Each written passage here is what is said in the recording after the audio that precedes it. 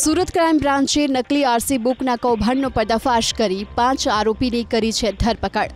બાતમીના આધારે ક્રાઇમ બ્રાન્ચે કતારગામ વિસ્તારમાં અંકિત વઘાસિયા નામના આરોપીના ઘરે દરોડો પાડ્યો તો તે પોતાના ઘરમાં છાપતો હતો નકલી આરસી બુક। તપાસમાં જીતુ પટેલ, સવજી ડાભી, અશોક કાછડિયા અને સતીશ અલૈયાનું નામ પણ ખુલ્યું। તમામને દબોચી લેવાયા છે। પૂછપરછમાં ખુલ્યું કે આરોપી જીતુ પટેલ છેલ્લા 30 વર્ષથી સુરત આરટીઓ કચેરીમાં એજન્ટ તરીકે કામ કરે છે। તે અવારનવાર સુરતના પાલ વિસ્તારમાં આવેલી આરટીઓ કચેરીમાં આવતો જતો।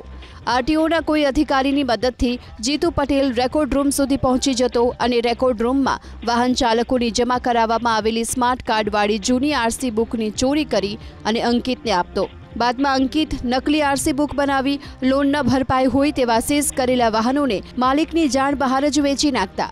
ક્રાઇમ બ્રાન્ચે અંકિતના ઘરમાંથી 270 જેટલી નકલી આરસી બુકના કાર્ડ, કોમ્પ્યુટર, પ્રિન્ટર સહિત 92,610 રૂપિયાનો મુદ્દામાલ કબજે કર્યો।